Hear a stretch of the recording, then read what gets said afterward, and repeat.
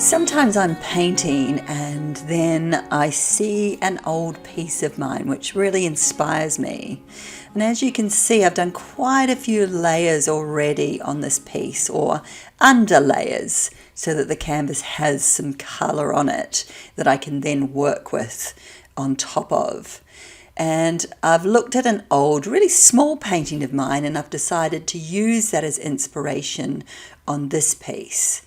And so I'm going to not ignore the underlayers, but I'm just using them as background.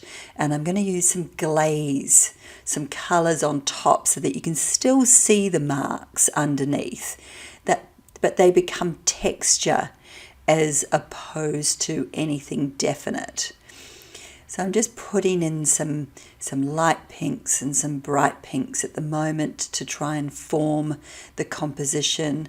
I've got a fairly clear idea in my head at this point where I want to head.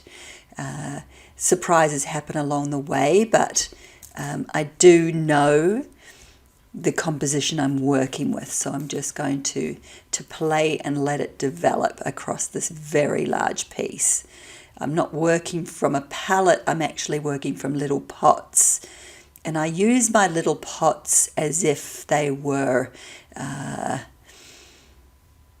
little pots of soup or flavouring, and I just keep developing them. So I might have about 6 pots that have got different variations of a similar tone in them. And at the moment, I'm doing what I call colour blocking. I'm marking out different areas because it's such a big canvas, different areas that I want certain colours. They may change with time, but overall I'm pretty focused on where I want the composition to head.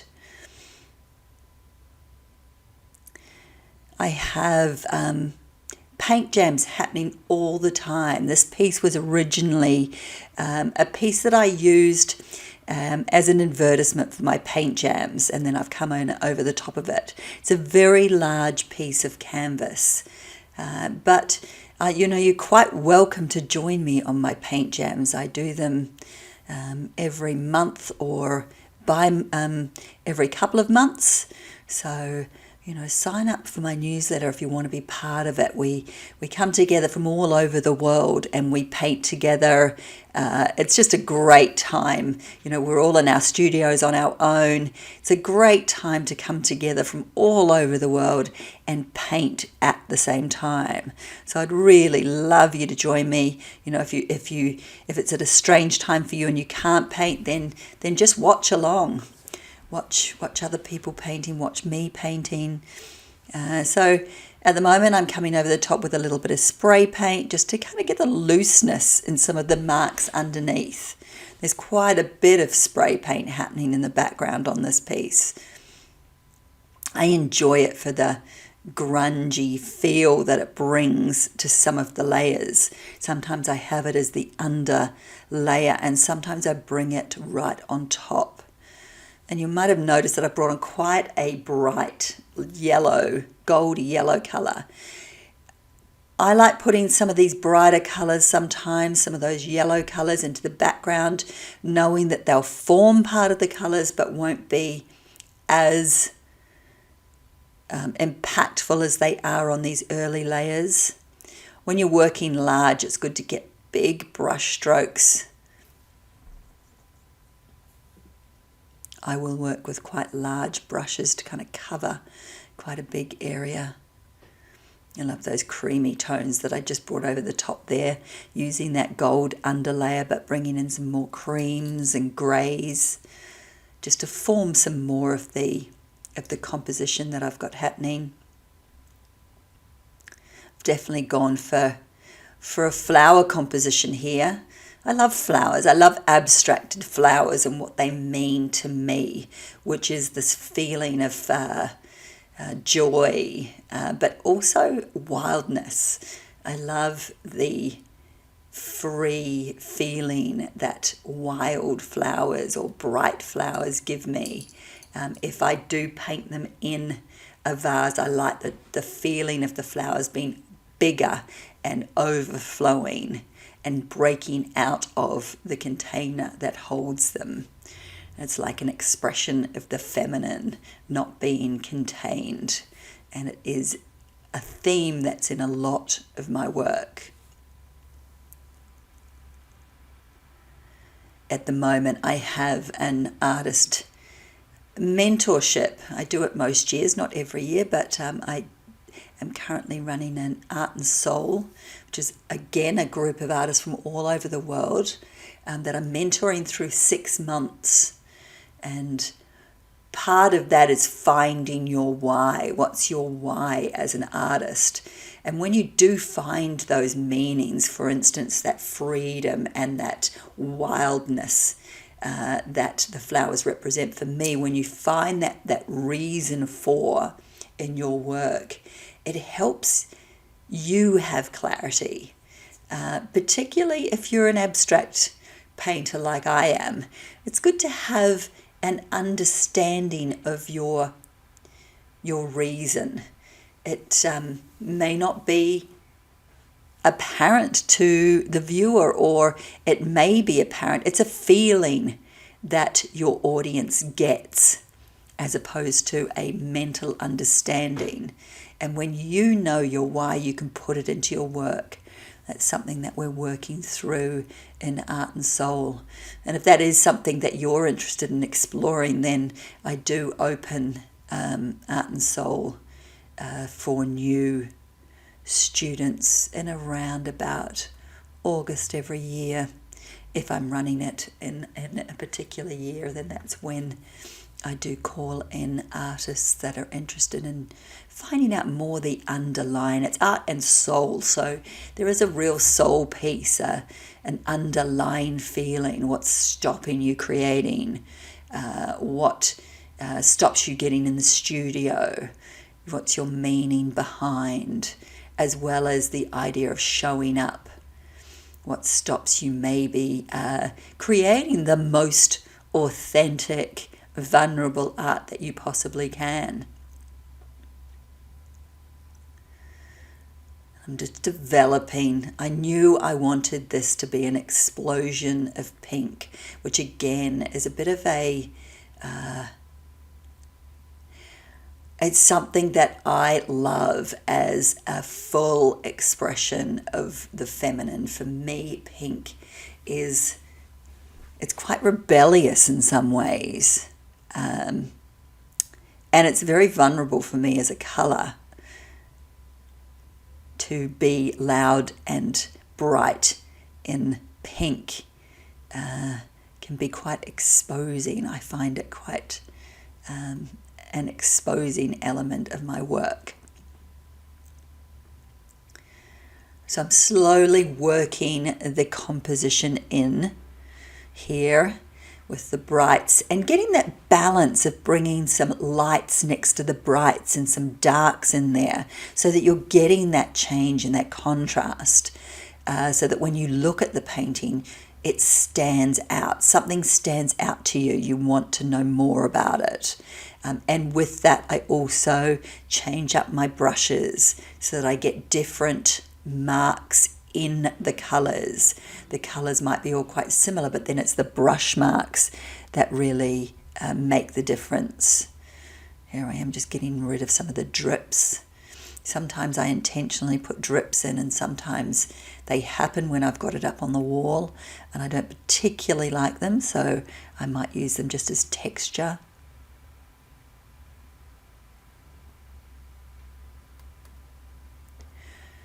And that paint that you've got there, you see there, it's actually got quite a lot of water in it. So you're really getting a lot of the brush strokes through the brush, which I love. Just creating that difference between all the pops of colour that are flowers, loosely abstracted flowers.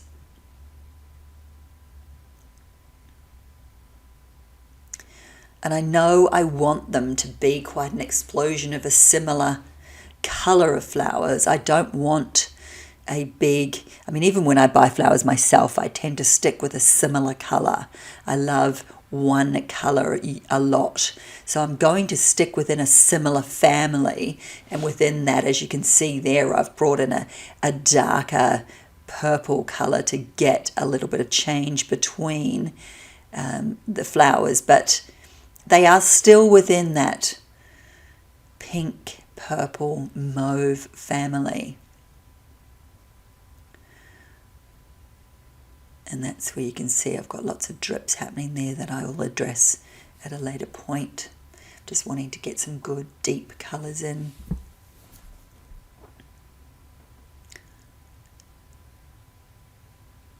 And getting rid of some of the drips by using the paper towels.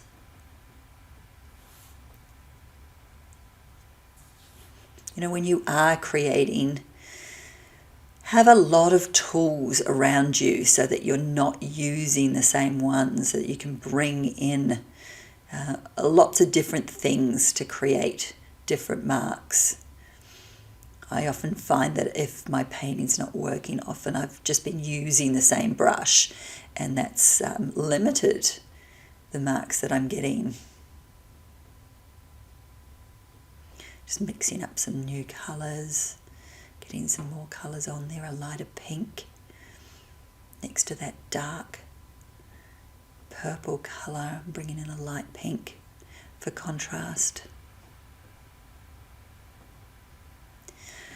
But I've also got the very light colour underneath, so I'm going to want to really define the bottom part of this painting and have it stand away from the explosion of flowers at the top.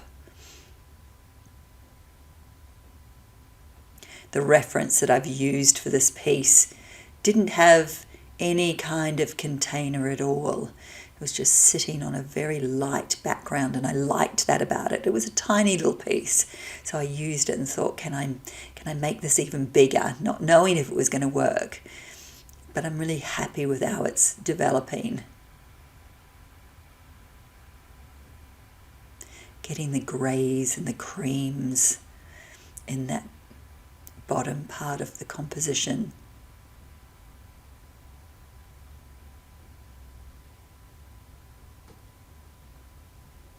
Getting rid of those drips that happened before.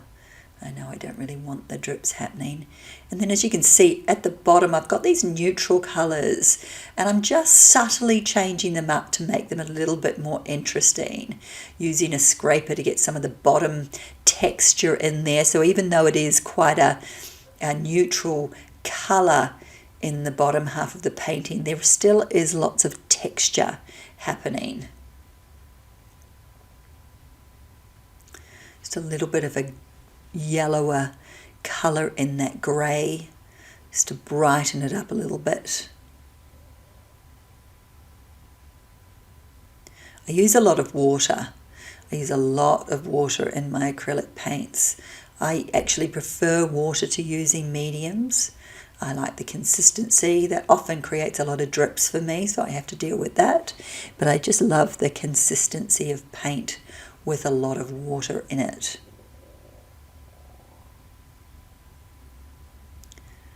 And there's a bit of spray paint to bring a bit of life and have that piece stand away. Just experimenting here with two different colour spray paints. Feels a bit too ordered for me now, so here I am putting the pink over the top. And even though it may seem to you that I've gone over it completely, you do still get the texture of the paint in the background. It doesn't go completely, so it does give more of a life to all the different layers of pink that's happening in the big collection of flowers.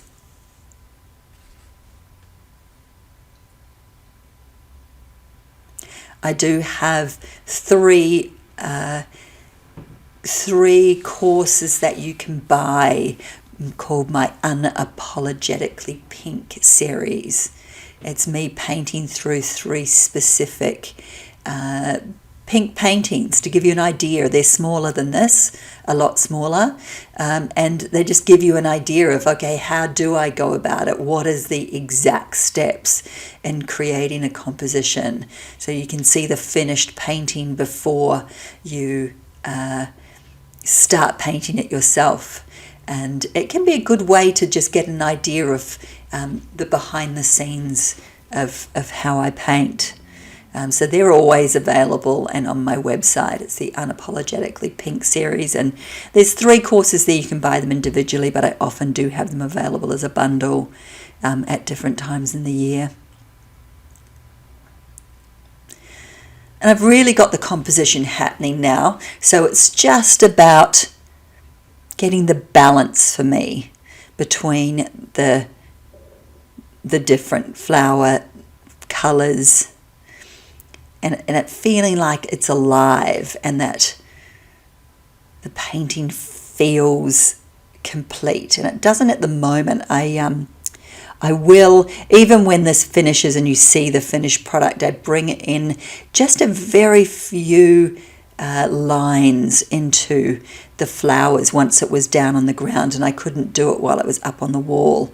But there was just 1 or 2 finishing lines that I did on this painting that just gave it just that little bit more clarity. But that's all I'm doing now, is I'm just bringing in some little pieces that give a bit more direction. But you can clearly see the top of the flowers, the line that it hits, the bottom half of the painting.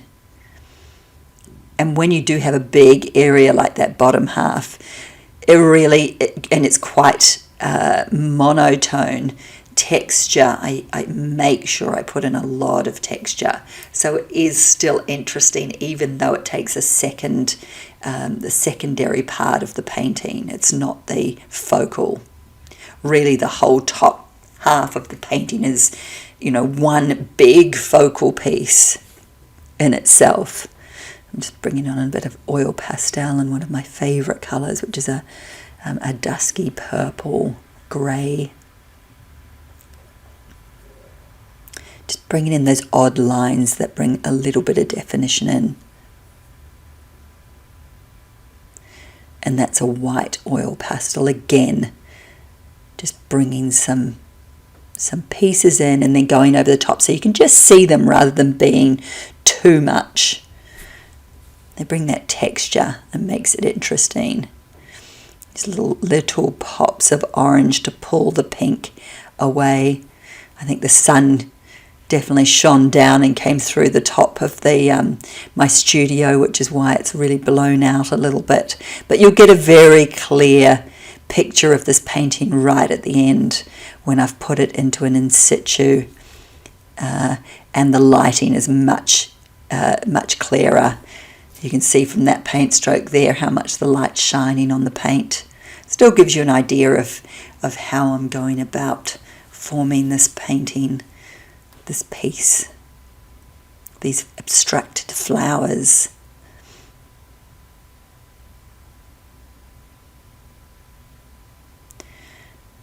And I'm bringing a little bit of colour to the bottom that I will go over again because I don't want that pink competing too much with the top. So I will bring that back. Sometimes you've got to go backward to go forward. So I often reverse engineer my paintings. And I felt it needed more texture in the bottom, so I've given it more texture with some bigger strokes. Pulling in some light pinks to the top. And I'm getting close now. You'll get a good view of what this looks like at the very end. And I hope you enjoy these series where I show you how I paint some of these bigger pieces. And I hope you subscribe to my YouTube channel where I do share quite a bit on there of my processes and my palettes And again, I hope you join my next paint jam. I would love to meet you all live. Thanks for following along with me on this one. I'm happy with how it turned out.